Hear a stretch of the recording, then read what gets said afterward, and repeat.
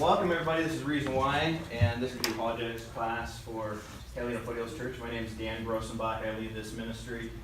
And Apologetics, for those of you who don't know, most people who come into the class know, and most of these familiar faces, I could say certainly know, but it's defending the reasons for the faith that we have. It's giving the why for the what. So we go to worship the God that we know, the theology we know, but this answers the why questions, and I think it's pretty relevant in today's culture to be able to answer those why questions. Not only for ourselves and for the saints, but for those who we want to bring to heaven with us. So I think it's a real important thing. We do lots of different classes. It's different every month, and we do that to try to stay relevant with what's going on, because when you leave church on Sunday, you may get hit out in the world with things that you need to be able to be equipped to answer. And we can't teach a full sermon on Bible and what God has said and then be able to address how to handle the objections that we're going to be getting. So that's kind of what this is for. And it's once a month, but we are actually going to be changing that. Thanks to ideas from people like Todd and other people who have said, how about every week? Well, we're not doing every week, but what we're doing is we found that the meat to discuss the kinds of things that we're discussing is a little too weighty. Oh, am I a little feedback? I'll plug this for now. Sorry, Aaron, you might not be able to hear us. So we've decided to extend it 1 week so that it's not going to start next week. It'll start the week after the next class.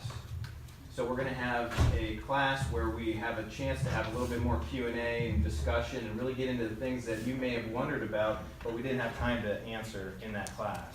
So it's going to be a second piggyback class to this one. So next class is going to be September 10th, and we're going to have also on Skype Tim and Lydia McGrew, who are both philosophy PhDs, and they happen to be married, and they both are recently, they both are widely published on different things relating to philosophy, but most recently and most popularly, and like in the popular realm for apologetics, are more well known for the undesigned coincidences. And this is a book that Lydia just released in March called Hidden in Plain View, Undesigned Coincidences in the Gospels and Acts. And you may be wondering, what's an undesigned coincidence? It's a phrase coined by William Paley in the 18th century that refers to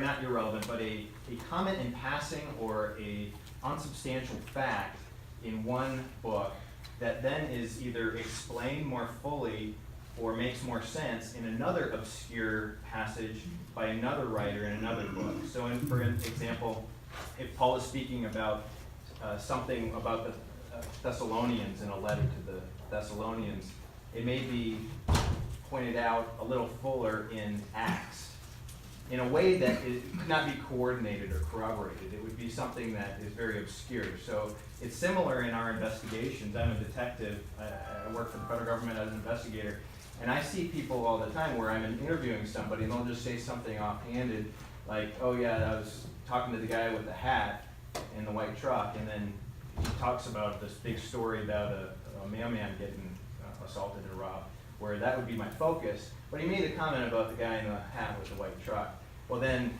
another witness may refer to the guy in the white truck, and so it's something they couldn't have coordinated. So it gives, like I said the last time, it gives me chills, and I've gotten chills all 200 pages of reading this book because it's one thing over after another. So I hope you join us for that one. Go ahead and take a seat. There's plenty of seats if you're here to stay. So I want to make sure I'm covering everything. We've got a signage sheet. That's what I'm waving around here. I think almost everybody's on it, but if you're not, this is a once a month, if you could pass it around. It's a once a month email, just a reminder of the class. It tells you what the class is about. We try to get it in the bulletin, but we can't always do that, so sometimes it sneaks up on us, and that way you can kind of plan accordingly. It's not a spam list or any way to get out any other intentions. It's just to let you know about the class. We also have a Facebook page. It's up here. For those of you on Facebook, it's a place where we can put more materials in support of what we're talking about each month, and then it's also a way to dialogue and have a conversation about what we're talking about. I wanted to make a pitch real quick, a little off the apologetics piece here, because a lot of us get really passionate about this when we realize that, God is real, He really exists, and He really said something, and the Scripture is reliable. and Jesus is somebody we can actually bank on, what do? Well, there's a few needs in this church that have been brought to my attention, and it's real basic stuff, like being a greeter.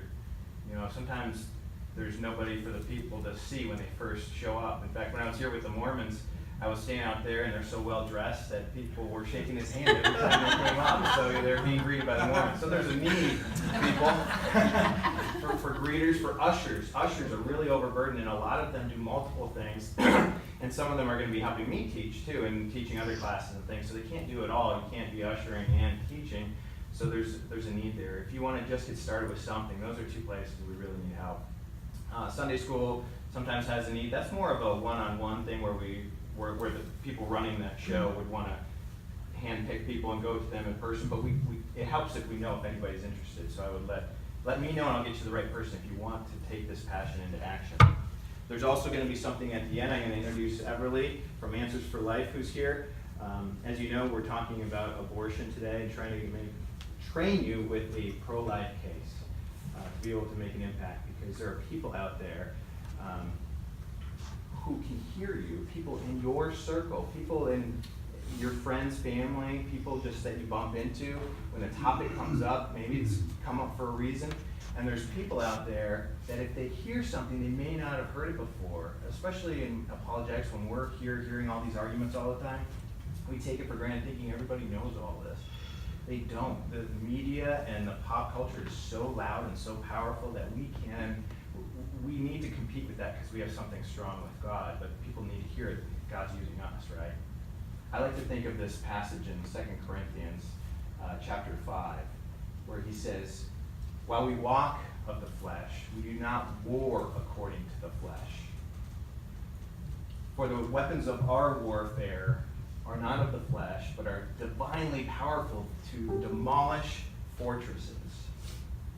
And we are destroying every speculation and every lofty thing raised up against the knowledge of God. And taking captive every thought to the obedience of Christ. That's not weak words. That is something that we are equipped with, the most powerful thing imaginable. And so I hope that you can take this and be able to apply it. So let's go to that God now and ask him to guide this discussion, to guide us going forward through these stories. Father in heaven, we thank you for this time, this ability to even be here, the freedom of this great country. Lord, we thank you for your truth and the confidence to trust it. Not only know that it's true, but to trust in that. And that is to be used by you to glorify you. Lord, we have lots of people in this world to reach out to. We want to reach the saints, build up the saints, but also reach those who are lost. But Lord, let us rest assured that there is nothing more important than the audience of one, that is you, Father. And we thank you for the hope that you've given in Christ, in whose name we pray. Amen. So I'm going to introduce to you a friend of mine. And I'm going to plug this in, and forgive me if there's some feedback. I'm testing a new little setup here.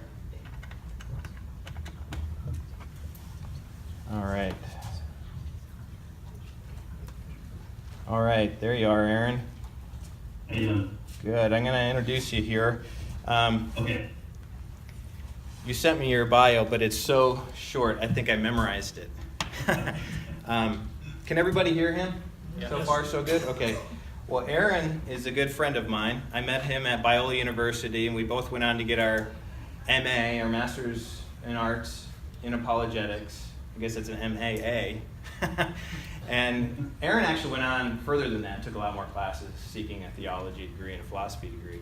But he also works full-time as a Orange County Sheriff's Department deputy. So he's been part of, I think, what you're on the ERT at the jails if it got real bad, and now he's working patrol in some pretty rough parts of town. But he chose to pursue something, because we all in apologetics have lots of different, I think I describe our graduate school education as finding out how little we really knew and how much is out there. So it's very overwhelming. But and we're tempted to seek out all our different passions in all the different areas. But Aaron has really focused his one passion. What he wants to demolish fortresses in is the abortion issue. And I'll let him speak to maybe why he does that. But what I want to do is allow this to be more than just a pro-life training. It's going to be really equipping you to make a case and have an impact out there in the real world. So with that, Aaron, I'd like to turn it over to you for a while and then maybe have some questions to answer before I bring Everly up at the very end. So let's welcome Aaron Brake.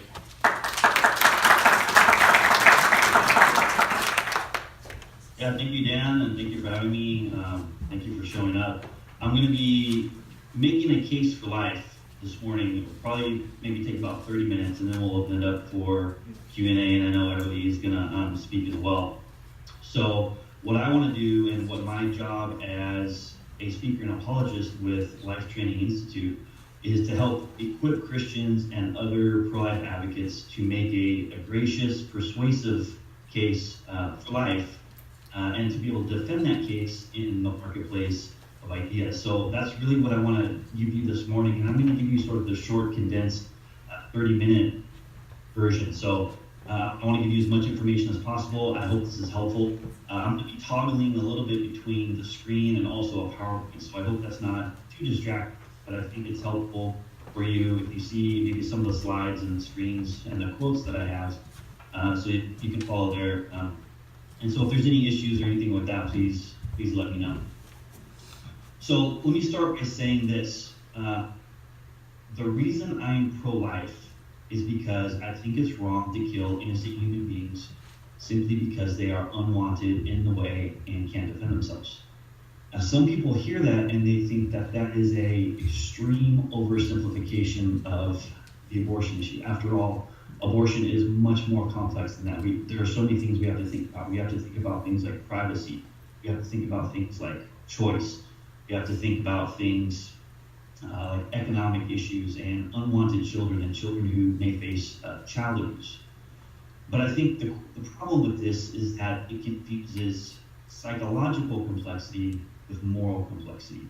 And I want to explain the difference between the two. So no one denies that a woman who is maybe contemplating abortion may undergo a psychological complexity or emotional and mental trauma about whether or not she wants to actually go through with the abortion. But that doesn't mean that somehow abortion is morally ambiguous. It is wrong to kill innocent human beings simply because they are in the way and can't defend themselves. As an example, imagine a woman who is suffering from postpartum depression. And her postpartum depression is so extreme that she's actually considering killing her newborn. Well, even though she may be undergoing emotional or mental complexity or trauma, that doesn't mean that killing her newborn is somehow morally complex, right? So we need to separate the two, the psychological complexity with the moral complexity. Now, Greg Koppel, in his book, Precious Unborn Human Persons, actually offers a very helpful illustration that helps clarify this issue. Maybe you guys have heard this illustration before, but Greg Koppel says this. He says, imagine that you're standing in your kitchen washing your dishes, and your son or your daughter comes up behind you while your back is turned and says, Mommy, Daddy, can I kill this? What is the first question that you're going to ask as the parent? What do you guys think? What is this? What are you going to kill? Yeah, you're going to say, what is it, right? Mommy, Daddy, can I kill this? Well, the first question out of your mouth should be, what is it? Right? Is it a bug? Is it a cockroach? Hey, sure, take it outside, no problem, just don't tell your mother. Okay? Is it the neighbor's cat or dog? You're going to have to sit down and have a talk with your child. And if it's their little brother or sister, then it's time to sign up for family counseling, right? So we can't answer the question, can I kill this, until we answer the prior question, what is it? And this is the same thing with abortion. Abortion kills something. But we can't answer the question, can we kill this, until we answer the prior question, what is it? And so, with all the psychological complexity that may surround the abortion issue, it's not morally complex at all. It comes down to one question, and this is the one central question that has to be answered in the abortion debate. What is it? What is the unborn? What is the unborn? I can't emphasize this enough. In your conversations that you have, whether you're talking with friends or family, or whether you're talking via social media, there are so many distractions, so many red herrings that can enter into the abortion debate. We have to keep it focused on the question that matters, and that question is, what is the unborn? In all of my conversations, I always bring it back to this question, what is the unborn? This is the question that has to be answered, and it cannot merely be assumed. It has to be something that is argued for. And so, what we're going to be doing this morning is looking at the case for life. Now, Greg Koppel says this. He says, if the unborn is not a human person, no justification for abortion is necessary. However, if the unborn is a human person, no justification is adequate. In other words, if the unborn is not a human person, then what's the big deal with abortion? Just have the abortion. If abortion is no different than an appendectomy or a tonsillectomy, if abortion is simply the removal of an unwanted tissue mass, then you don't need any justification for it, you just have the abortion. However, if the unborn is a human person, then no justification is adequate. In other words, if the unborn is a human person, then you will not be able to justify the reasons, you will not be able to justify abortion for the reasons that are given for elective abortion that you hear so common. Does that make sense? Everybody with me so far? Yes. Yep. Okay, now, how does this typically work out in conversations? Well, I have these conversations all the time. And so this is typically how it works out. And I want to kind of walk you through a conversation that you might have with someone and kind of show you how to redirect the conversation back to the one question that matters. And that question, again, is, what is the unborn? Okay, so you're talking with let's say you're talking with a pro-choice advocate. And the advocate says, well, look, abortion is a private decision between a woman, her family, and her doctor. Now, how do you respond to that as a pro-life advocate? Well, you might say something like this. Well, if a woman was abusing her 2-year-old, is it okay as long as she does it in the privacy of her own home? Now, the pro-choice advocate might respond to that by saying, well, no, that's different. And this is where you ask the question, why is it different? Now, they might say something like, well, because the 2-year-old is a human being. To which you respond, then that's the issue, isn't it? See, if the unborn is a human being like the 2-year-old, then we are no more justified in killing the unborn because of privacy than we are in killing or abusing the 2-year-old based in the name of privacy. Well, no, you don't understand. You see, abortion is really about economics, and there are a lot of poor women who cannot afford another child. What are we supposed to do with all of these children? Well, if a woman can't afford her 2-year-old, can she kill him? Well, no, that's different. Well, why is it different? Well, because the 2-year-old is a human being. Then that's the issue, isn't it? You see, if the unborn is a human being, like the 2-year-old, then we are no more justified in killing the unborn based on economics than we are the 2-year-old. See, again, what am I doing? I'm bringing all of these common abortion choice reasons, I'm bringing them back to the question that matters, what is the unborn? We have to answer that question first, what is the unborn? Because we can't answer the question, can I kill this, until we answer that. The pro-choice advocate might say, well, look, there are sometimes these children are diagnosed with handicaps while they are in the womb. And we certainly wouldn't want women bringing these children into the world. To which you can respond, well, if we have a 2-year-old who is handicapped, maybe we kill the 2-year-old. Well, no, that's different. Well, why is it different? Because the 2-year-old is a human being. You guys see how, again, the conversation just comes back to the question, what is the unborn? Well, look, there are a lot of unwanted and abused children in the world. Well, if we have a 2-year-old who is unwanted and may face child abuse as a 5-year-old, can we kill the 2-year-old? Well, no, of course not, but it's different. Why is it different? Because the 2-year-old is a human being. That's the issue, then, isn't it? So do you guys see how this works in conversation? We're always bringing the conversation back to the one question that matters, and that question is, what is the unborn? And what you will find in your conversations with pro-choice advocates is that many of the reasons and the justifications that they offer for the pro-choice view, they all have one thing in common. They all beg question. They assume what has to be proven. They assume that the unborn is not a human being. But that is the very thing that has to be resolved. You guys with me? Yes, thank you. Okay. Now you'll notice that I used a tactic in that conversation. This is a tactic that's called trot out the toddler. And the way that you use this is that whenever you hear a reason or a justification that is offered for abortion, you trot out your toddler and you ask yourself, does that reason or justification work for killing toddlers? If it doesn't, then there is a problem. And the problem, as I mentioned, is that it begs the question. They are assuming what has to be argued for. They have to make the case first that the unborn is not a human being if they want to try to justify killing the unborn. Now, this is the pro-life case, and I'm going to give you guys the pro-life case in the form of an argument. I use this argument all the time. It's a very simple, straightforward argument. I really encourage you to memorize this. And the argument just goes like this.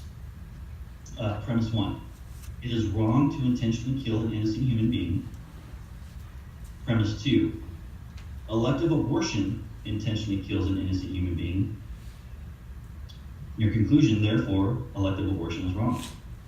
Now again, this is very simple, straightforward, very easy to memorize. In fact, sometimes I will just give people this argument and I will say, which premise do you disagree with? Do you disagree with number 1, that it's wrong to intentionally kill an innocent human being? Or do you disagree with number 2, that elective abortion intentionally kills an innocent human being? And based on what they say, then you know where to go in your conversation. Now let me point out a couple things about this argument. Number 1, this is a valid argument. Okay, the conclusion follows from the premises. If 1 and 2 are true, then the conclusion 3, elective abortion is wrong, is true as well. And so the question that we need to ask is, well, are the premises true? And so that's what we'll be looking at this morning. Are these premises true?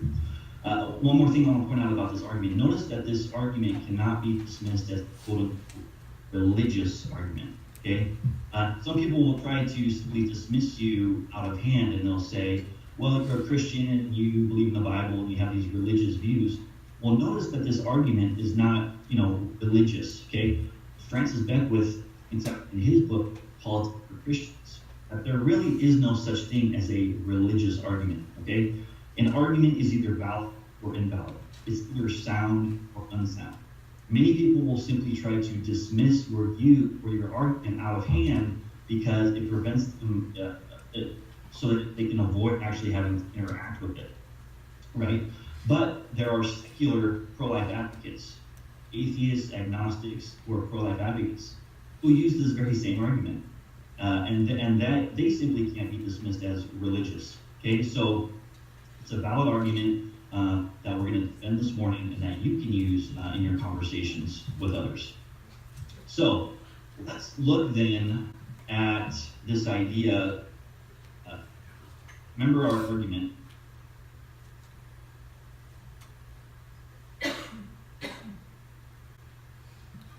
Now, most people would agree with premise 1, that it's wrong to intentionally kill an innocent being, right? Most people disagree with.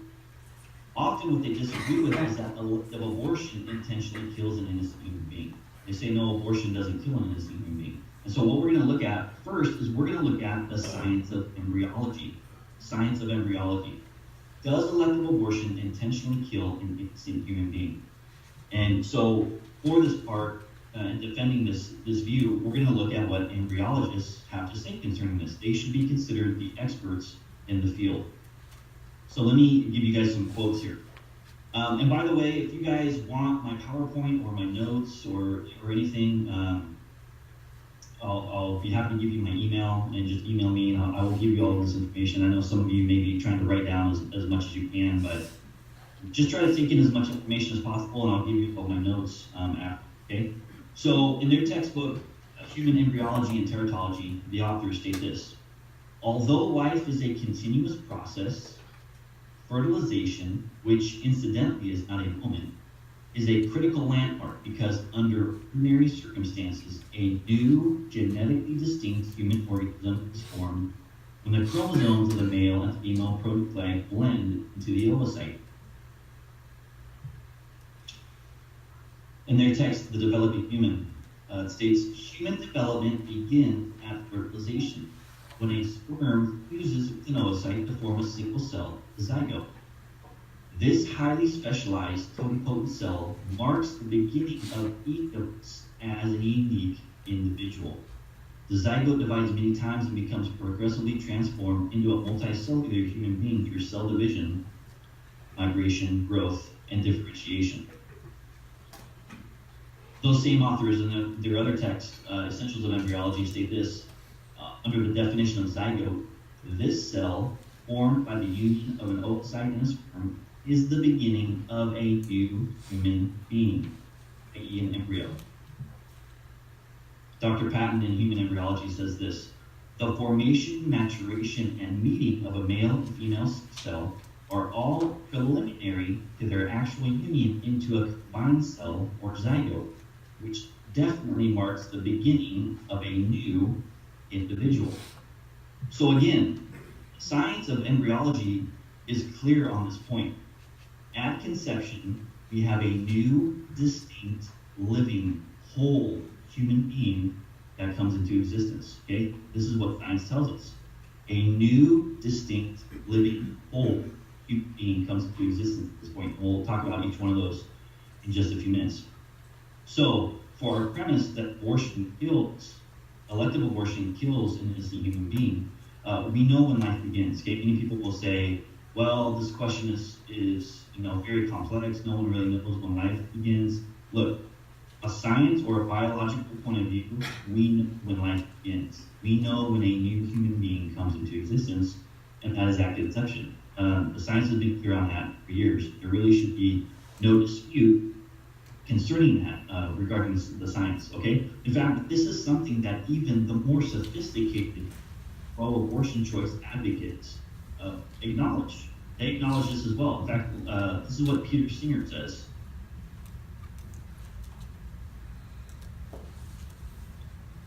Peter Singer, in his book, Practical Ethics, Peter Singer himself from Princeton, who has even advocated infanticide in certain situations, he says this: it is possible to give human being a precise meaning. We can use it as equivalent to member of the species Homo sapiens. Whether a being is a member of a given species is something that can be determined scientifically by an examination of the nature of the chromosomes in the cells of living organisms. In this sense, there is no doubt that from the first moments of its existence, an embryo conceived from human sperm and eggs is a human being. The same is true of the most profoundly and irreparably intellectually disabled human being. David Boonin, another pro-abortion choice advocate who has probably written the best defense of abortion, says this in his book: perhaps the most straightforward relation between you and me on the one hand and every human fetus on the other is this: all are living members of the same species, Homo sapiens. A human fetus, after all, is simply a human being at a very early stage in his or her development. So again, the science is clear on this point and is acknowledged by pro-abortion choice advocates, those who are more familiar with the science, okay? When you are talking with pro-abortion rights advocates who deny the science, again, they're just not informed on what the science says, okay? Now, I mentioned several terms when I talked about the unborn from conception. I said distinct, living, full, and human. And I want to talk about each one of these very quickly. What do we mean by distinct, living, full, and human? Well, first of all, the unborn are distinct, okay? The unborn is distinct from both the mother and the father. The unborn is not a part of the mother, like a kidney or an appendix. It possesses its own unique structure of chromosomes and actively directs his or her own internal self-development. The unborn is also living. The unborn meets the criteria for life. It is a living organism. It is growing, it metabolizes, and it reacts to stimuli. In other words, dead things don't grow, metabolize, or react to stimuli. Okay? The unborn is living. It is also whole. Nothing is added to the unborn after conception, such as genetic information or programming. The unborn is whole and complete. All the unborn needs to continue developing is time, nourishment, and a proper environment, just like every other human being. Now, there's a philosopher by the name of Richard Stiff, and he offers an illustration that helps explain why there's often this disconnect between pro-life and pro-choice advocates. And so I want to talk about this illustration real quick, and it's the difference between construction and development. The difference between construction and development. Now imagine that we were to go to a car factory and we're standing on the assembly line and we're watching cars being put together. And I asked you the question, when does a car become a car? Now imagine the first two metal plates that are coming together on the assembly line. How many of you would think that you have a car at that point? Anyone? Just the first two metal plates, that's it. Okay, I don't see any hands up, but you're probably right, because we don't know what that is going to be yet. Maybe it's going to be a car, maybe it's going to be a stove, we really don't know, right? Okay, now you have the metal plates together, you have the frame added on, and you have four wheels. No engine yet. How many would say we have a car at that point? Okay, now you got the frame, the body, the engine, tires, the car is complete, and it's ready to roll off the assembly line. How many of you would say that we have a car at that point?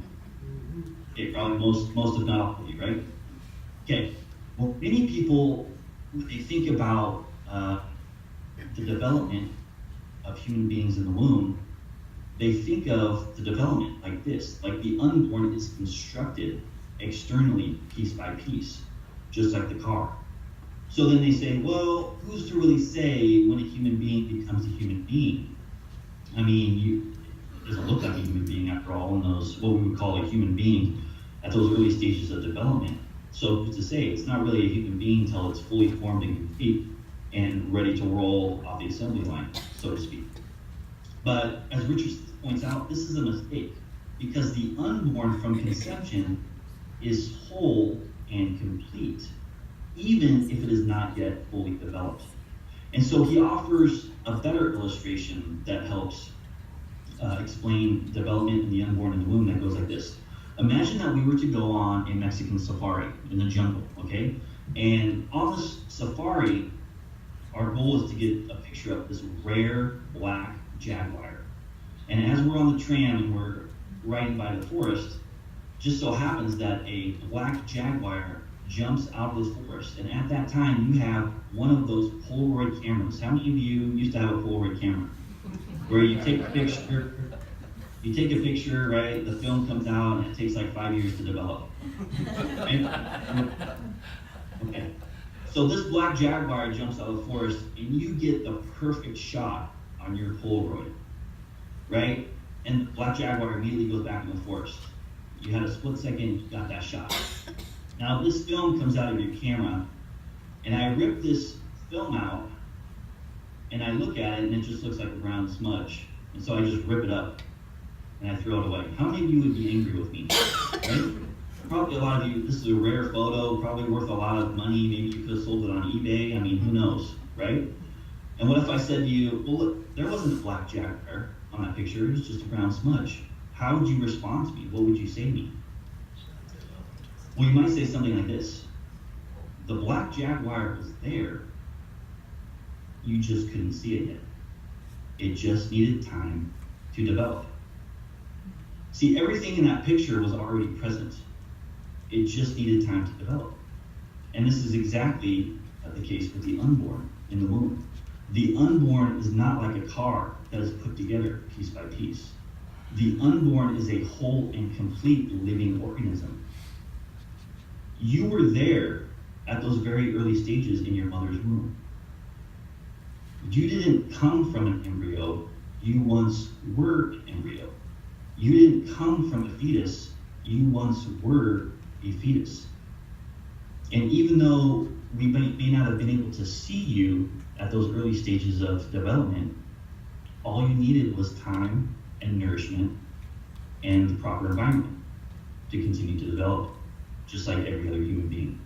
So I hope that illustrates the difference between construction and development, okay? The unborn are not constructed, they are whole and complete. They just need time to develop and mature. Okay.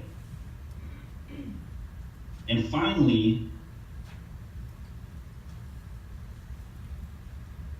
the unborn, of course, is human. The unborn has human parents and a human genetic signature. The unborn is not a cat being or a dog being, but a human being. It is a human organism. If someone wants to deny this, then they have to explain how two human beings can produce offspring that isn't a human, but then somehow later becomes one. Okay? So again, the science of embryology is clear. The unborn from conception is a distinct, living, and whole human being. And this is what the science of embryology tells us. Now, this is, you guys remember our argument. We just looked at support for the second line there, the second premise, elective abortion intentionally kills an innocent human being.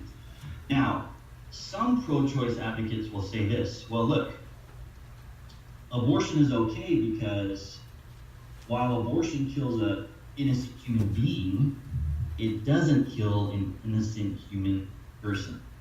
How many of you have heard this before?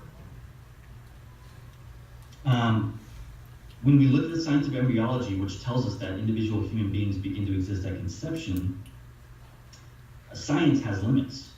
Science tells us that the unborn are human, but science can't tell us how to treat the unborn any more than it can tell us how to treat newborns or adults. Now, the question you should ask in these situations, whenever someone says this, that it's okay to kill human beings but not human persons. How many of you have heard this distinction before? Any of you in your conversations with pro-choice advocates? Okay. The question you always need to ask is, what's the difference? What's the difference between a human being and a human person? If you are going to say that it is morally acceptable to kill a class of human beings because they don't qualify as human persons, then you better have an answer to that question. Because that has been played out various times throughout history, where we take a class of human beings and we say, well, these human beings may be human, but they don't qualify as human persons. See? And what we learn from history is that it never ends well. For those human beings are deemed to not count as one of us.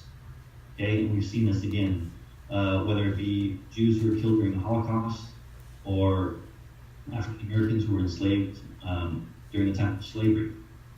If you undermine human rights and personhood and deny that a class of human beings do not qualify as valuable human persons, they can be exploited and treated as property. Now,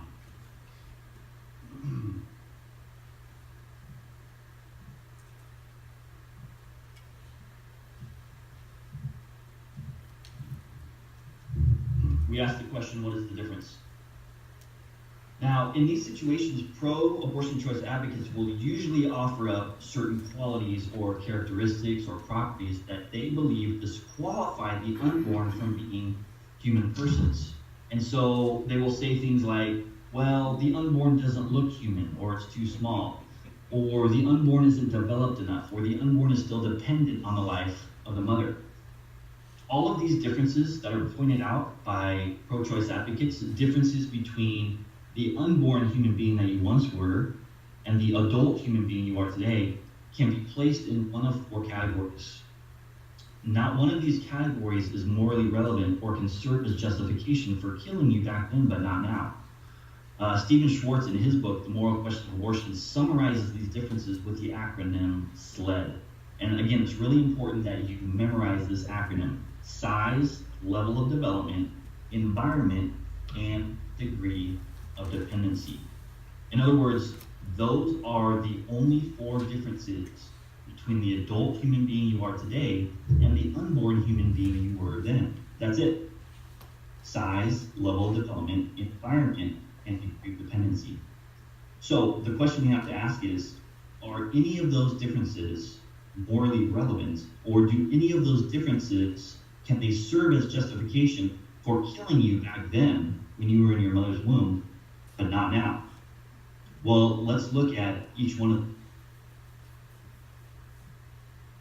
We'll look at each one. First of all, what about size? It's true that the unborn are smaller than newborns and adults, but why is that relevant? Is it our size that gives us value or a right to life? Men are generally larger than women. Does that mean that men possess more value or a greater right to life than women do? I think we understand that size doesn't equal value. In fact, if you've seen the Dr. Seuss movie, Horton Hears a Who, there's a line that's repeated in that movie by Horton where he says, "A person is a person, no matter how small." So it doesn't seem that size is what gives us value. What about level of development? Is it our level of development that gives us value?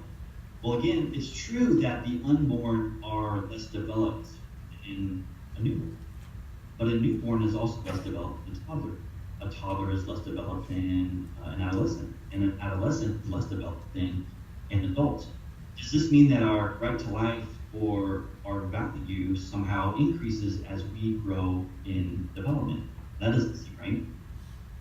Does that mean it's worse to kill an adult than it is to kill a newborn, simply because the adult is more developed?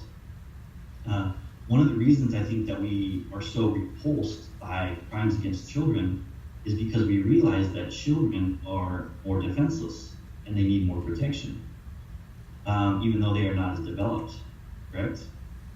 Well, if that's the case, then what about the unborn, who are even weaker and more defenseless? How much more do the unborn need our protection? What about the E in SLED, environment? It's true that the unborn is inside the mother's womb, but why is that relevant? Again, where you are has no bearing on who you are. Each one of us changes our location throughout the day. We don't somehow become more or less human or more or less valuable. How is it that an 8-inch journey down the birth canal somehow magically transforms just a tissue mass that can be killed and disposed of into a valuable human being that deserves to be loved and protected? That's only a change in location. It's only your environment. But your environment doesn't determine who or what you are. If the unborn are not already human, then merely changing their location can't make them valuable. Okay, what about the last one, dependency? It's true that the unborn are dependent on the mother. But again, why is that relevant? Newborns may be dependent on their mothers as well. Does that mean that we can kill them? What about adults who are dependent on insulin or kidney dialysis? Are they somehow less human or less valuable because of their dependency? While it is true that we may be dependent on others for our survival, we are not dependent on others for our value. So here's the question. This is the question that we have to ask. What is it then that makes us valuable as human beings? What is it? Well, what pro-life advocates argue is that each of us as human beings are valuable by nature, not by function. We are valuable simply in light of being what we are, human beings who possess a common human nature.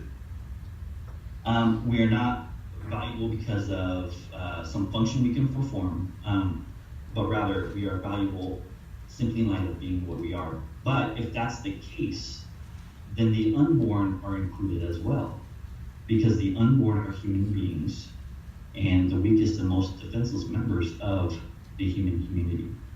So as a pro-life advocate, I would say all of us do have equal and shared rights, that we are all valuable as human beings. But we have to be consistent with that, and we have to extend that to the unborn, who we know are new, distinct, living, and full individual members of the human species from conception. Now, Scott Kusendorf, in his book, The Case for Life, I'm not sure if Dan, I couldn't tell if that was his book that he showed or not, but this is an excellent book. If you are interested in reading a book and further information. But Scott Kusendorf says this: opponents of the pro-life view assert, without justification, the belief that strong and independent humans have basic human rights, while small and dependent ones do not. This view is elitist. It violates the principle that once made political liberalism great, a commitment to protect the most vulnerable members of the human community. So pro-life advocates argue that no human being, regardless of size, level of development, environment, or degree of dependency, should be excluded from the human family. In other words, our view of humanity is inclusive and wide open to all, especially to those who are small, vulnerable, and defenseless. Okay, I'm going to transition a little bit, and I want to apply this. On July 1st, 1854, Abraham Lincoln wrote this small fragment that I'm going to read to you in a minute to address some of the popular arguments put forward by pro-slavery choice advocates, who argued that whites should have the right to enslave blacks based on superficial qualities and characteristics such as color and intellect. And so we can learn a lot, I think, from Lincoln's logic here as he demonstrates the bankruptcy of certain pro-slavery choice arguments. So this is what Lincoln said.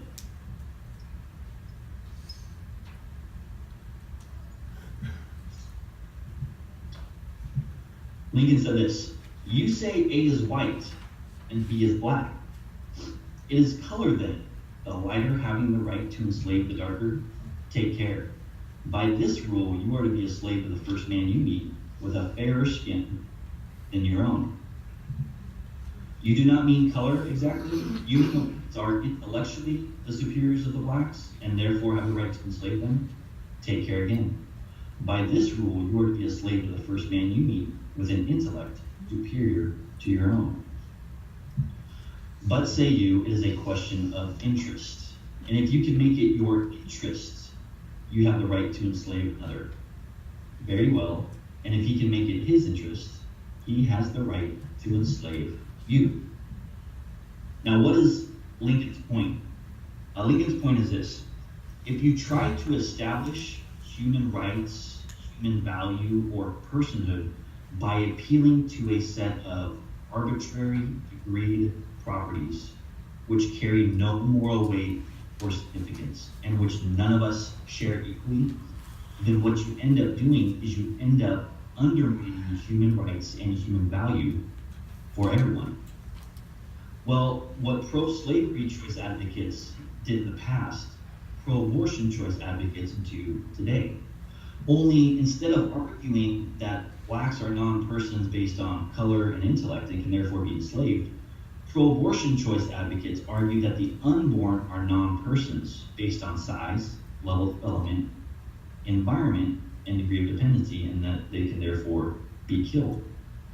But the reasoning of pro-abortion choice advocates today is just as flawed as the reasoning of the pro-slavery choice advocates then. So if we were to take Lincoln's logic and apply it to the abortion debate, or if Lincoln were alive today and he were to address abortion, he might say something like this: you say A is big and B is small. It is size then, the larger having the right to kill the smaller? Take care. By this rule, you are to be a victim to the first man you meet with a larger body than your own. You do not mean size exactly. You mean human persons are developmentally the superiors of the unborn and therefore have the right to kill them? Take care again. By this rule, you are to be a victim to the first man you meet with a development superior to your own. But say you, it is a question of interest.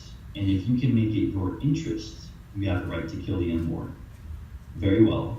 And if another can make it his interest, he has the right to kill you. Scott Klusendorf, again in his book, The Case for Life, says this: in the past, we used to discriminate on the basis of skin color and gender, and still do at times. But now, with elective abortion, we discriminate on the basis of size, level of development, and degree of location and degree of dependency. We've simply swapped one form of bigotry for another. So, in wrapping this up, before we move into the Q&A, this is what we need to do as pro-life apologists. We need to simplify the debate and get the debate back to the one question that matters. What is the unborn? We have to show from science that the unborn human. We have to show from philosophy or the sled test that there is no essential differences between unborn human beings and adults. Differences of size, level of development, environment, and degree of dependency simply are not morally relevant or can serve as justification for killing the unborn. And we need to answer objections convincingly, which maybe we'll get into here in the Q&A. So this is the question then. How do we take all this information and summarize it? Okay, how can we summarize all this information? And I hope this wasn't too much information at one time. I'm going to wrap it up right here, Dan, with this last concluding thought, and then we can open it up. So let me give you two different versions then of how you can share this in a short amount of time. One is called the 10-second pro-lifer, and that's, I think that was created by Steve Wagner of Justice for All. And if you only have 10 seconds to make the case for life, how do you do that? Well, you might say something like this. The unborn is growing, so it must be alive. It has human parents, so it must be human. And human beings deserve to be protected, don't they? Again, a very simple, straightforward case for life. The unborn is growing, must be alive. It has human parents, so it must be human. And human beings deserve to be protected, don't they? What if you have suppose that we're a few months into the future and you're sitting around the Thanksgiving table with Aunt Betty and Cousin Jack, and in between the bites of turkey and mashed potatoes, one of them turns to you and says, "Why are you pro-life?" Again, how do you take this information and summarize it into a 1-minute soundbite that is gracious and persuasive? Well, again, you might say something like this. The reason I'm pro-life is because the science of embryology establishes that from the earliest stages of development, you were a distinct, living, and whole human being. And even though you have grown and developed since that time, your essential nature as a human being has remained the same. In fact, there are only 4 differences between the adult human being you are now and the unborn human being you were then. Those differences are size, level of development, environment, and degree of dependency. Not one of those differences is morally relevant or can serve as justification for killing you back then. That's because your value as a human being is not based on how big you are, how developed you are, or your dependency. If that's the case, then none of us are equal in terms of human rights, because some of us are bigger, some of us are more developed, and some of us are more or less developed. Rather, each of us as human beings is valuable simply in light of being what we are, human beings who share a common human nature. That's it, guys. I'm going to wrap up right here, and I'm going to turn it over to Dan and open it up to see what you guys have to say. I hope that was helpful and not too much information. Thank you, Aaron. Well, thanks, Aaron. That's great. He had a longer talk, and I think he packed almost all of it in. I told him to compress it so we have time to talk afterwards. Aaron, I'm going to start with an easy one, and then hopefully there's some people here that have something on their mind, either how to be a better pro-life advocate or how to answer against certain abortion choice claims and arguments. I'd want to start maybe by asking you, Aaron. You know, my wife is a labor and delivery nurse, and so she sees this as part of her everyday job, and she has seen, unfortunately, a lot of early term deliveries that didn't end well, and a lot of times the baby is either already deceased or becomes deceased shortly after birth. And she says that it really, to the eye, if it's really early, does not look human. And sometimes there are deformities where it is not intended to last. You know, we did genetic testing to be able to see, just so we could be prepared for what was coming. And some people have an unfortunate, it's like the lottery. There could be just a misplaced chromosome or something wrong genetically. And there are fairly common among those kinds of genetic dysfunctions that can happen that create a limited life right after birth. So almost very few last a year, and a lot much earlier, if they even survive till delivery. Now, what do you say to those women who have a deformed child in their womb, and or the people that want to encourage that woman to just end it now?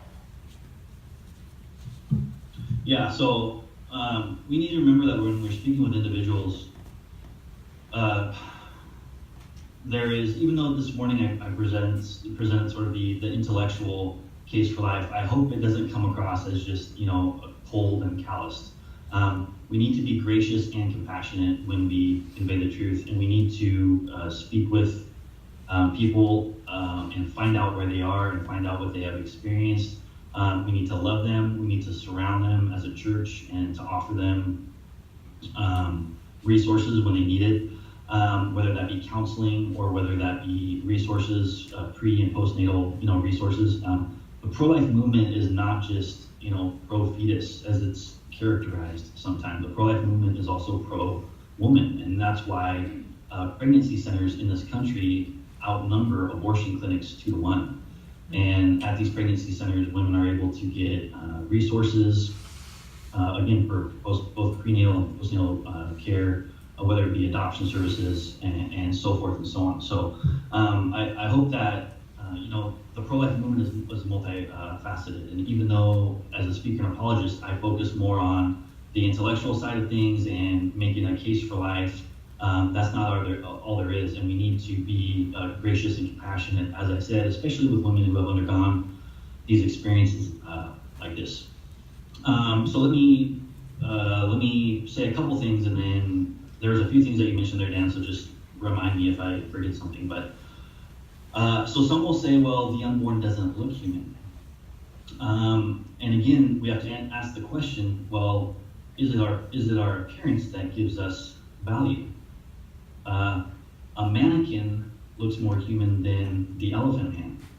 Does that mean that we give the mannequin more value, and we give the mannequin a right to life, but not the elephant man? Well, of course not. Again, because it has to do with the nature of the being that we are dealing with. The nature, and in this case, we're dealing with a human being. A second response is to simply say this. Actually, that is what human beings look like. That is what you look like, and that is what every human being looks like at that particular stage of development. So when you look at a picture of an embryo, you might be tempted to say, well, it doesn't look human. Well, that is what every human being looks like at that stage of development. Now, again, no one is arguing that the unborn is fully mature or developed at this point. Of course not. But the unborn is whole and complete, and we know the kind of thing that it is. It is a human being. So the question we have to ask is, does every human being deserve an equal right to life and protection? Does every human being have value simply in light of being what they are? Or do only some human beings have value based on some function they can perform or some development that they have? But again, that gets into dangerous territory, because then what you're doing at that point is you're undermining human value and human rights for everyone. Again, what about cases where women, there may be fetal abnormalities? Again, these are very tragic situations, and I can't, begin to think of how devastating that would be for a family. My wife and I have 4 kids, and we've never had to suffer through miscarriages or fetal deformities or anything like that, but I do have friends happen, and it's very difficult. And this is again where we need to surround those people with grace and help them in any way that they can. But when it comes to the issue of abortion, we need to ask the question, is abortion a proper outlet at that point? Can we kill the unborn based on a deformity? Well, again, suppose that we have the 2-year-old who suffers from some sort of handicap or deformity. Can we kill the 2-year-old because of that? Well, again, I think the answer is no, and so then we ask the question, well, why can't we kill the 2-year-old? Well, because the 2-year-old is human. It's a human being. And if the unborn is a human being like the 2-year-old, then why are we justified in killing the unborn based on an abnormality any more than we are justified in killing the 2-year-old? There's also a distinction here that needs to be made, and this is a bit more philosophical, but there's a distinction between natural causation and agent causation. Now look, all of us as human beings are going to die at some point, okay? You're gonna either die of murder, accident, or disease, most likely, okay? But this doesn't mean that because we know human beings are gonna die, and we have the right to go just start killing people. Because after all, they're gonna die at some point anyway, right? Just because people are gonna die of natural causes doesn't mean that we, as agents with free will, can then use our free will to go start killing whoever we want. Well, with the unborn, it's true that the unborn may die of natural causation. That doesn't mean that we then have the right as personal agents to kill the unborn simply because they're going to die anyway. So again, these are very tragic and situations where families may need counseling. They need the church and we as individuals to surround them. But I don't see how that can serve as justification for actively killing the unborn. That's good, Aaron. It does come back to that central question of what is it? And it also goes to show that how foolish it is when we go contrary to logic, or we go contrary to God's truth, and we see other absurdities. Like, where else would you go and just take people out because we're all going to die anyway? I like that. That's a good point. All right, I want to turn it over to anybody else, and you don't have to come up here. You can just speak from where you're at, and just speak loud enough for Aaron to hear you, because it has to hit the mic up here. So go ahead. Okay, one issue that pro-choice advocates would bring up would be the rights of the woman, and I know you didn't address that at all. And you come down to, hey, can society force a woman to carry a baby, a fetus to full term? Where does a woman have any rights? And so if you can address that, because that's kind of a real thorny issue as we discuss that in the debate. Yeah. So my quick response would just be absolutely, a woman does have rights, but she doesn't have the right to kill her unborn any more than she has the right to kill her 2-year-old. Sometimes something I'll often say is that I am vigorously pro-choice. I am pro-choice when it comes to a woman choosing where she wants to go to school, who she wants to marry, what she wants to do for a career. I'm pro-choice in all of those things. But I am not pro-choice when it comes to abortion, because we have to ask the question, you can't determine whether or not you are pro-choice with regard to something unless you discuss, first of all, what it is that's being chosen. I mean, all of us here are anti-choice in a variety, on a whole host of issues. So when it comes to, some people say, well, I'm pro-choice, we have to ask the question, well, pro-choice with regard to what? Well, I'm pro-choice with regard to abortion. Well, then we have to ask the question, well, what is abortion? If abortion intentionally kills an innocent human being, why should we grant that right to women? What is the argument behind that? Again, if the unborn are valuable human persons, shouldn't they be protected under the law? Now, again, no one's arguing that pregnancy is not burdensome, or no one's arguing that women do not have rights. But another question we have to ask is, what right trumps the right to life? What right of the woman would be such a powerful, overwhelming right that she can therefore kill her unborn child? I would argue that the right to life is the most basic and fundamental right that we have, because without the right to life, we have no other rights. Every other right that we have is going to be based on, first, that right to life. And so that would just be kind of my quick response. I don't think the pro-life view should be characterized as a denial of women's rights, because obviously it's not the case. We believe in women's rights on a whole host of issues. We just don't think that they have the right to kill their unborn. Anyone else? So how about when a woman has been impregnated against her will? So Okay. rape Hold or that thought, whatever. Christy, and Aaron, if you could talk about what do we do in cases of rape? Yeah, so this is a big one, and this is one that is always brought up, almost in every question and answer session, or almost in every conversation I've had with pro-choice advocates. So, and this is a question that deserves time and attention. So I hope you don't mind if I do take a little bit more time to answer this. One of the reasons that cases of rape and incest are difficult to address is because the women in these situations have been victims of a brutal, violent crime. Okay, we can all agree that rape is a heinous evil, and we naturally want to show care and compassion and empathy in helping these women in any way that we can, and we should. Just as I said before, we as individuals in the church need to surround these women and offer support and help provide for their needs.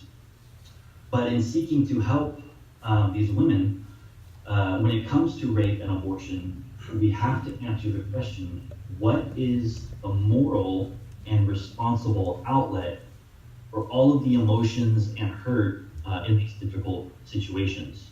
Is it abortion? Is abortion an appropriate moral and responsible outlet? Well, again, that depends. And it depends on what? Again, it depends on how we answer the question, what is the unborn? If the unborn are human beings, then they are an innocent victim as well. And it is the rapist who is the aggressor, not the unborn. So we have to ask another important question, and that's this. How should a civil society treat human beings who remind us of a painful event? Let me say that again. How should we as a civil society treat human beings who remind us of a painful event? Is it okay to kill them so we can feel better? So even in the hard cases like rape and incest, we have to again trot out the toddler. So imagine I have a 2-year-old who was conceived through rape. Can I kill the toddler because the father was a rapist? Is it just and moral to put the child to death for the crime of the father? Now again, someone might say, well, no, but that's different. Why is it different? Well, because the toddler is a human being. So we're back to the one issue that matters again. What is the unborn? If the unborn is human like the toddler, why are we justifying killing the unborn because of the evil circumstances surrounding their conception any more than we are justifying killing the toddler?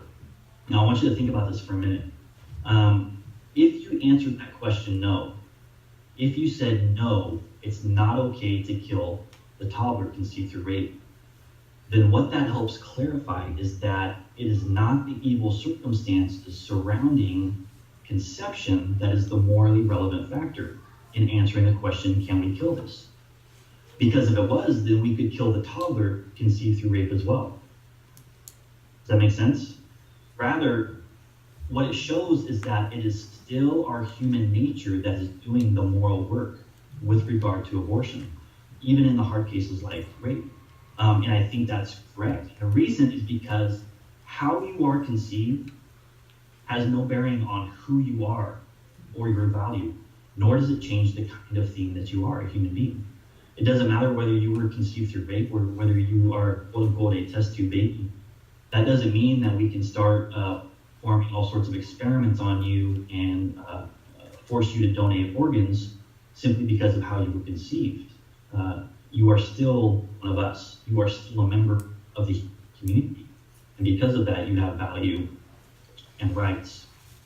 But if that's true, then unborn are included as well as full-fledged members of the human community, since they share with us that same common human nature. Now, real quickly, there are two types of people that ask this question, what's called the learner and the crusader. The learner is someone who is generally interested in knowing how pro-life advocates answer these tough cases like rape and incest. But there's another type of person called the crusader I encounter all the time, and they're just interested in making you foolish and basically caricaturing the pro-life view. Well, look, this woman has been through this awful experience. Now you're going to force her to carry this child.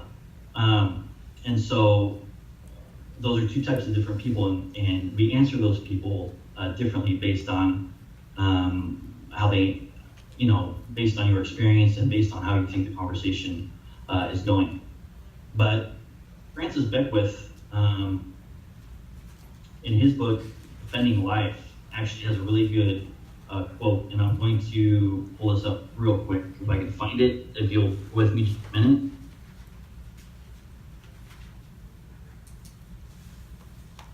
Some people say, well, doesn't this make pro-life advocates uncompassionate? This is what Beckwith says. He says, nothing could be further from the truth.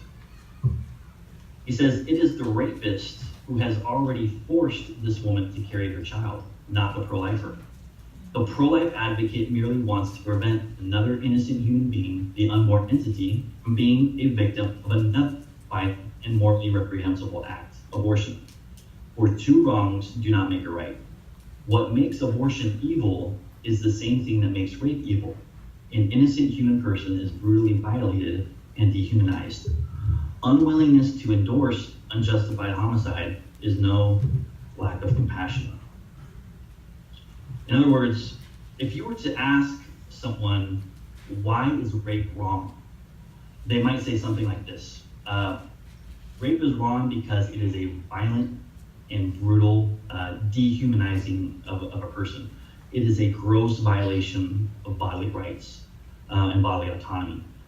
Rape is an example of the stronger and more powerful forcing their will on someone who is weaker, vulnerable, and defenseless. But when we look at those reasons of why rape is wrong, that's exactly why abortion is wrong as well. Because abortion is violent and brutal. It is dehumanizing. It is a gross violation of bodily autonomy and rights. It is the stronger and more powerful forcing their will on someone who is weaker, vulnerable, and defenseless.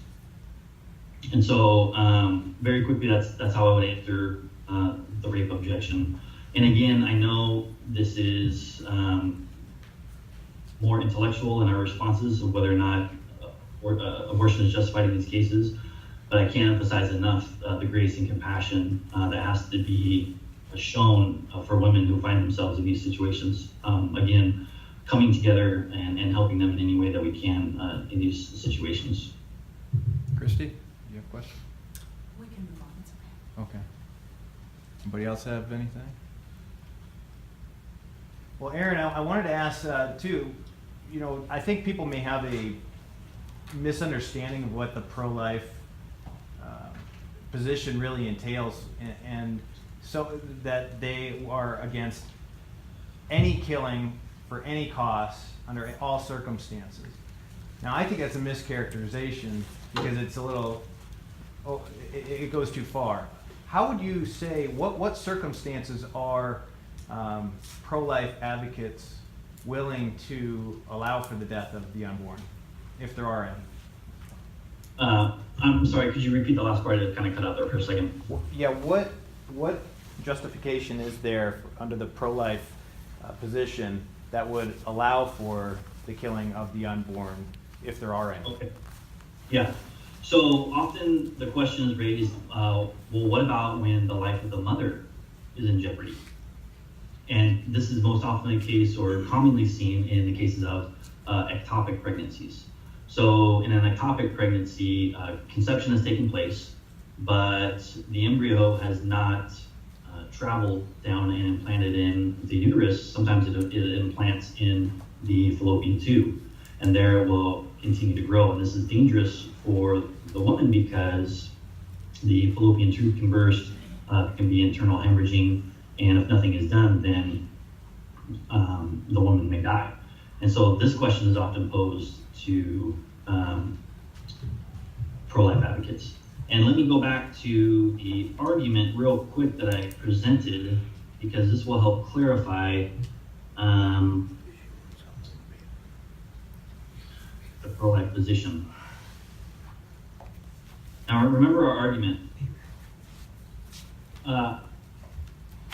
In premise 2, I said that elective abortion intentionally kills an innocent human being, therefore elective abortion. Wrong. Now, what do I mean by elective? By elective abortion, I mean the vast majority of abortions that are performed for socioeconomic reasons, and those reasons are not including the life of the mother.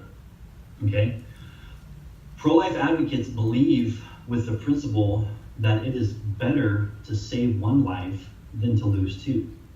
It is better to save one life than to lose two. When it comes to ectopic pregnancies, or when the life of the mother is in danger, how do we handle this? Well, if we don't do anything, then both the unborn and the mother will die. There is simply no possible way to save the unborn at that point. We just don't have the medical technology to do it. But we can do something to save the life of the mother. And so based on that principle, it is better to save one life than to lose two. Even pro-life advocates will acknowledge that surgery in these situations is permissible. But I want to emphasize that the intent is different. The intent is different than elective abortion. The intent in these situations is not to kill the unborn. The intent is to save the life of the mother. So even though the death of the embryo may be foreseen, it is not intended. And that is different from elective abortion, where the intent is to specifically kill the unborn through abortion. So those are difficult situations, the life of the mother, but those are situations where pro-life advocates do believe that surgery is permissible and to save the life of the mother. Well, I was watching, I don't know if you saw this, Aaron, on Justin Brierley's Unbelievable show. She had a former abortionist who's now pro-life. He's an OBGYN out of South Central LA. And then the abortionist who's been doing it for 59 years, I think, and Wendy Strange out of the UK.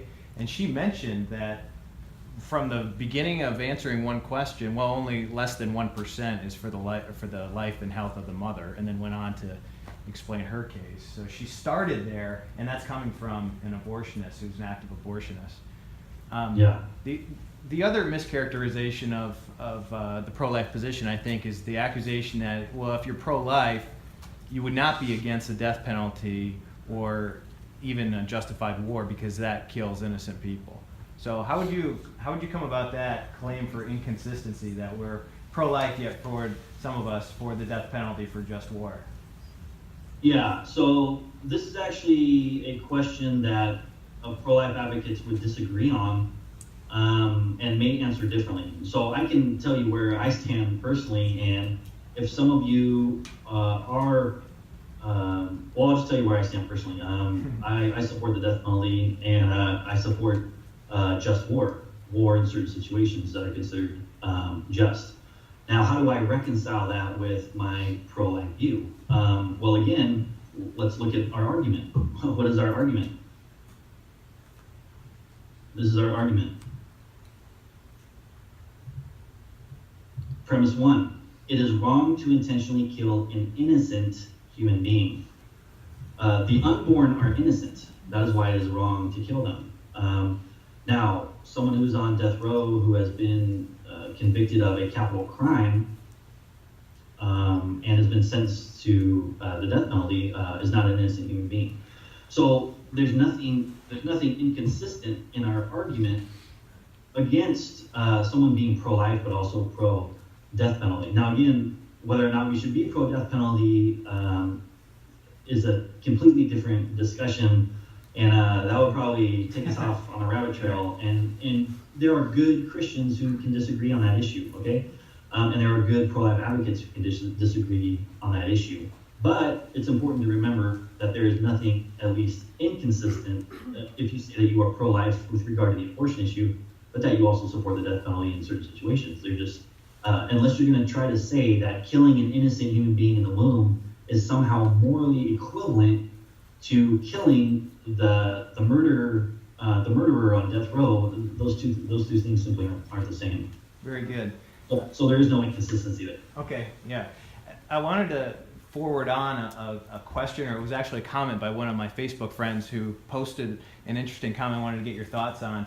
He came from the pro-life position, but his concern was that there are two different things that we're talking about. The pro-abortion choice people are concerned about the woman's autonomy and their choice and their freedom to make that decision, whereas the pro-life position focuses on the one point that you mentioned: what is the unborn and the human being?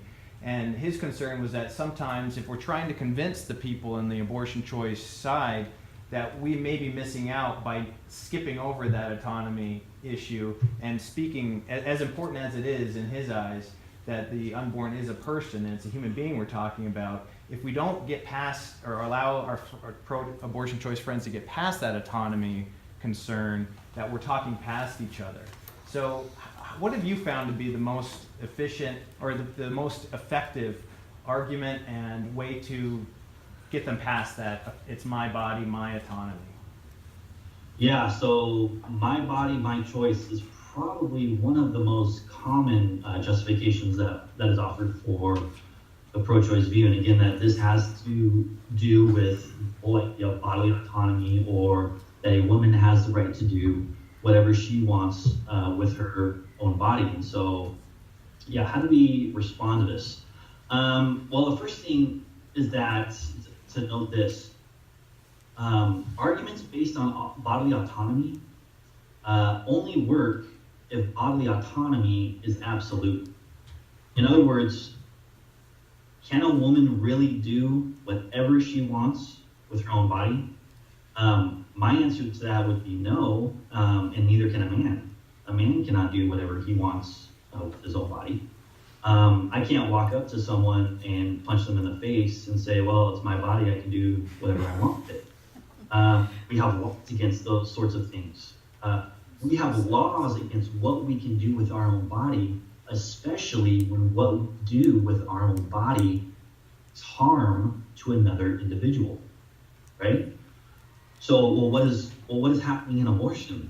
Well, in abortion, an innocent human being is killed. So the question is, does bodily autonomy trump that? So one thing I would do is I would just put the burden of proof back on the pro-choice advocate, and I would say, well, why does a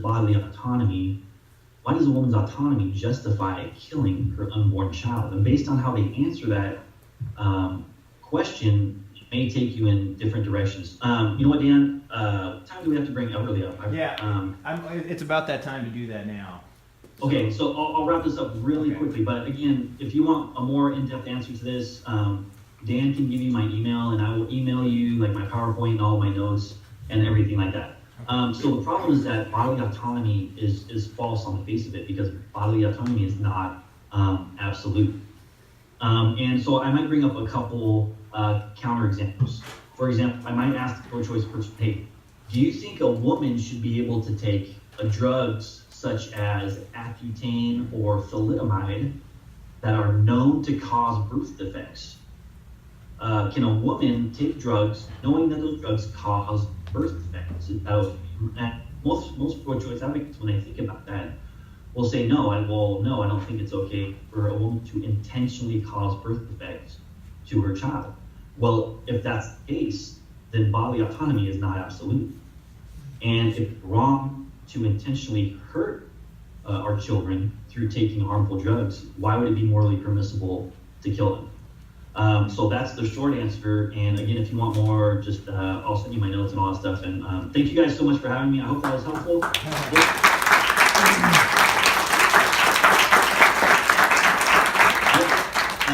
For me, so then sometimes it can be like taking a drink out of a fire hydrant. So No, that was by design.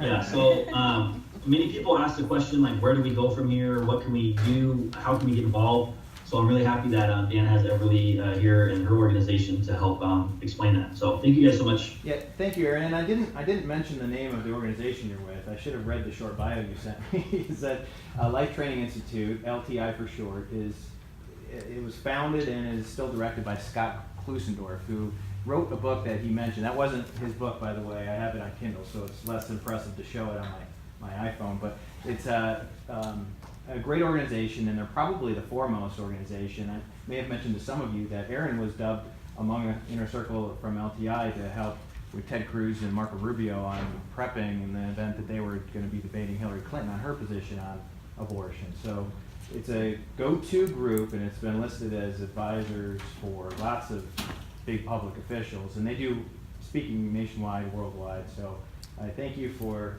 representing that group and doing what you do, Aaron. So thank you very much. Thank you. Thanks for having me. Okay, Aaron, we'll connect sometime later, and anybody that's asking for your PowerPoint, just I'll funnel it through you. Okay? Okay, great. Take care, Thank buddy. you. All right. All right, bye. All right, so I started by saying in the beginning that there was things that we could do. So ushering, greeting. If anybody is interested in doing that, let me know and I'll get you the right person. They're pretty easy to do, and it's not a big commitment, every maybe a couple months. But there's something else you might be able to do, and there's an organization that we can support. I'll invite Everly up here for a minute. This has no amplification, so don't be fooled. This is just for the. I'll for the just stand Skype. down here then, is that all right? Which that's fine. And Everly and her husband are both from Answers for Life, and Answers for Life is one of the bigger crisis pregnancy centers here. I'll let her explain it. But I wanted to mention that there's an easy way that you're able to support them financially. And in the state of Arizona, we get this, I think it's the Working Poor Tax Credit. Is that what it is? Charitable tax credit. Yeah, it's a charitable tax credit, and you're able to give it to a nonprofit organization, and they are very Bible-centered and have an impact not only in saving lives but saving souls and bringing people into heaven. So, through the grace of God, that is a thing that you can do up to $400, I think, dollars Yes. a married couple, or $200 per individual. No, 800. Is it? Yeah. Okay, 800. Wow, I need to double my amount. So anyway, I'll leave it to Everly for the last couple minutes, and then we'll close out. Okay, I talk fast, so listen carefully. We're in the trenches, and we love it. And I've got several of us here this morning. I want to introduce some of them, but I first want to start out by saying we started this new pregnancy center only about 3 years ago. And last year, we saw 3,072 client visits. And of that, 142 prayed to receive Christ. This year, so far, we've seen 2251. So you can see, this year we're going to pass up last year. And already 102 girls have prayed to receive Christ. So that's, and Pastor Mark comes, if he's in town, he comes once or twice a week just to share Jesus. And almost every time, 1, 2, 3, or 4 people pray to receive Christ. He sits down in the waiting room, talks to the guys, and oftentimes a couple of couples will come in. And one day, it was a mom and dad and 2 children. When he went to pray to receive Christ, the kids said, "Can we do it too?" And the children prayed to receive Christ also. So it's really exciting. Mark really has a gift, but many of our counselors besides Mark also lead people to Christ. I just wanted to say that we've got 9 people from this church that are very involved with Answers for Life. Sandy Tumpus, Dr. David Beal, I don't know if you know him. Essie Wu is our new physician assistant, and she also meets on clinic days and sees all of our new girls and does all the intakes. And Joni Motnansky, she's our ultrasound tech. And one thing about Joni that other centers don't have is she is a registered ultrasound tech. She can do diagnostic ultrasound. She sees if there's something wrong with the baby, and then call the doctors in and they'll verify. The rest of us ultrasound techs were just trained in the ministry just to see first trimester pregnancies. She comes, this is a gift that I think there's probably virtually no pregnancy centers that have someone as trained as she is doing ultrasounds. Ruthie is here. There isn't anything Ruthie can't do.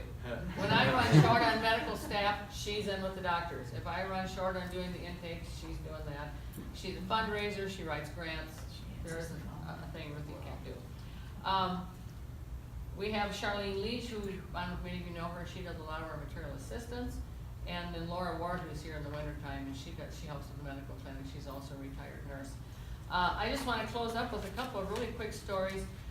He did not touch too much on the effectiveness of what ultrasounds do if a girl is abortion-minded.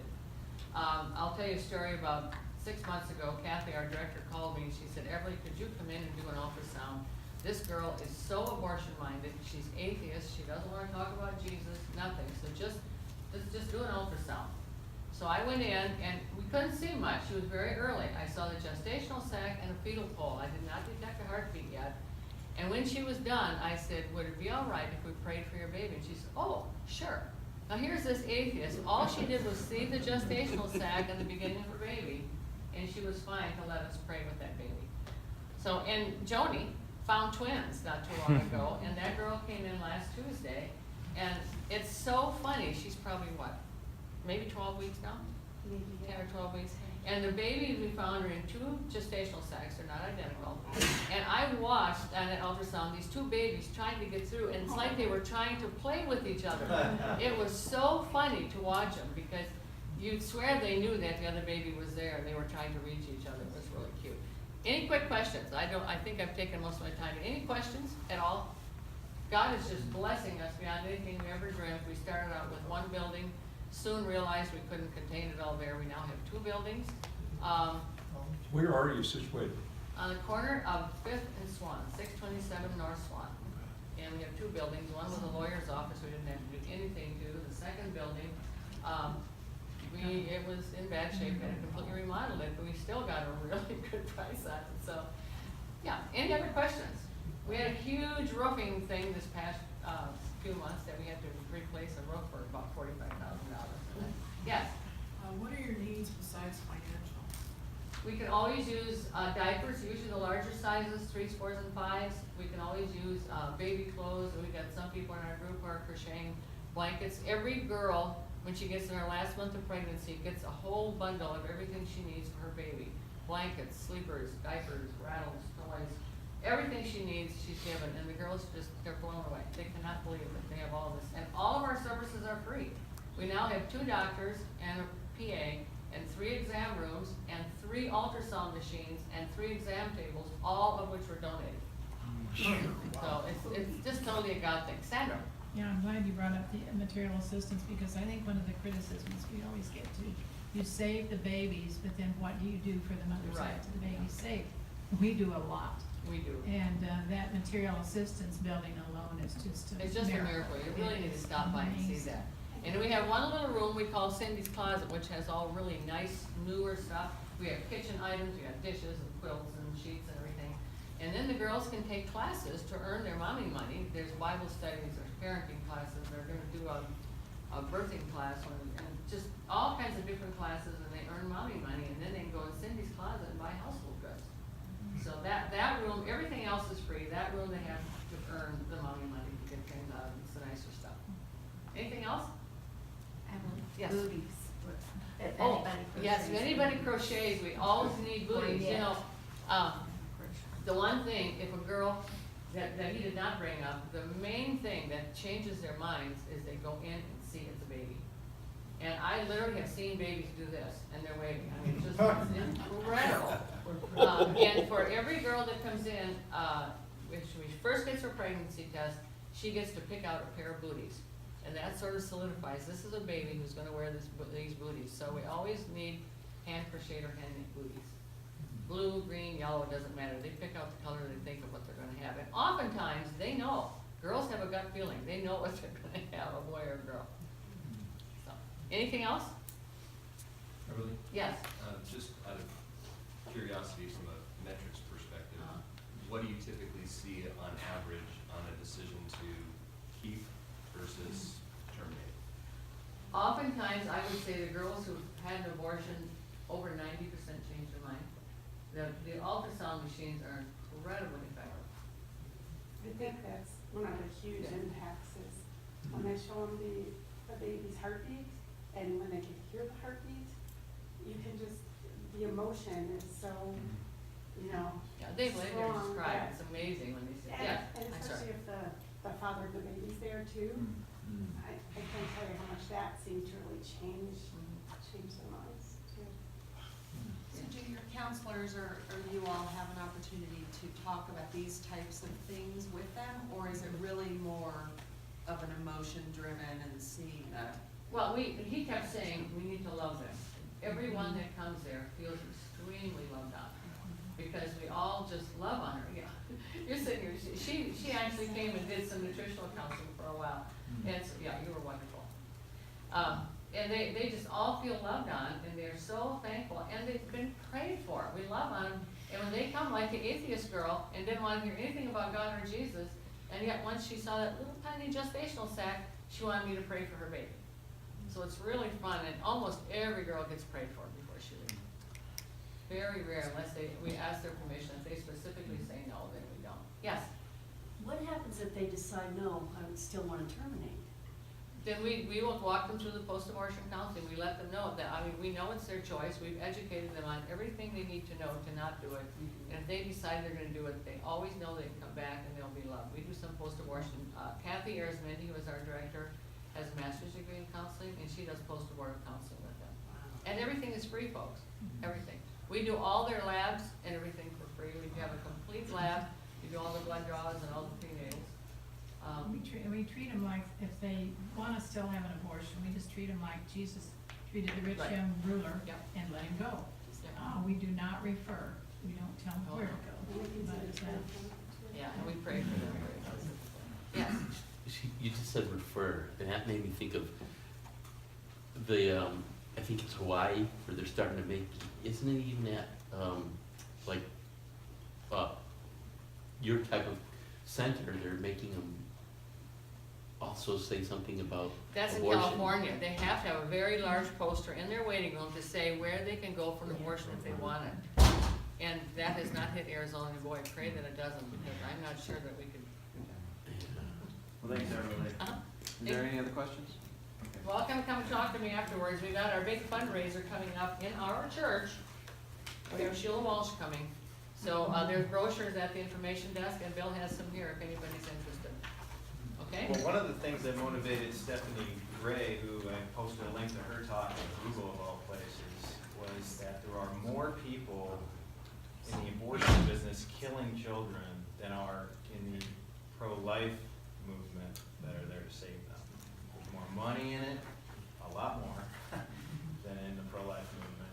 And so we're up against not only the cultural wave, but the financial, beast that is there, and the media, pop culture. So this It looks is- like Planned Parenthood's gonna be defunded. We need to- Oh, and I hope so. Yeah. But I want to remind you that Paul's words are just as true now as they were then, is that this is not about our flesh. This is a spiritual war. This is a war that our weapons are divinely powerful to destroy fortresses. So it's not our fight, but we're being used by the grace of God. If I had more time, I could share miracle after miracle, the way God just opened doors and so. yeah, That it's is fun. awesome. Praise God. All right, we went a little bit over. I just want to remind you, next month, we're having Tim and Lydia McGrew, the married couple, power couple up here, and we're going to be talking about undesigned coincidences, and I think you'll love it, so. What about the address for his PowerPoint? Oh, yeah, go to me.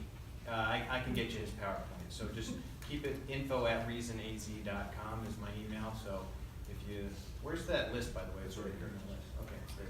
If you didn't get your name on an email, if you want to get the monthly reminders of what we're talking about, make sure you do that. Here, I'll just hold it up. Next month is the executive session. Yeah, and then on the 17th, Presentation. it's gonna be led by, Peter Pomonis is gonna be leading the follow-up to dig deeper. All right, and that's the 17th, same time, same place. All right, let's go to Lord. Father in heaven, this is a tough matter that we're here to discuss, but an important one. Lord, there's a lot of people to pray for. Father, first of all, the unborn, those precious little new people that are at risk every day in this country and around the world. We just pray that you that you save them, that you love them as you promised to do. Father, we pray for the women who are in difficult, unexpected circumstances with a new pregnancy. We pray for the crisis pregnancy centers, specifically Everly and the staff here at Answers for Life, that they are able to share your love and your hope with them. Father, the women who have made that unfortunate choice and may be regretting it, or even if they're not regretting it yet, Lord, we just ask that you work your truth in them and point them first and foremost to the hope that there is in Christ, that there is no sin that is too great for those who you have called. Father, we ask that you give wisdom, patience, and love to the men involved, that the men, some may be pressuring women to do things like this and to do something they may not want to do. Father, make men and women all realize the consequences of sexual behavior that may lead to this, and let them all realize that there are consequences to bodily autonomy, and that your truth reigns supreme, that you have made us all in your image, which means that we are unimaginably valuable in your sight, which is all that matters. Lord, we just pray that you give us the boldness and the knowledge and the wisdom and the ability and the opportunity to go out and make a difference, to save lives and point people to Jesus. We pray these things in Jesus' name. Amen. Thank you, everybody.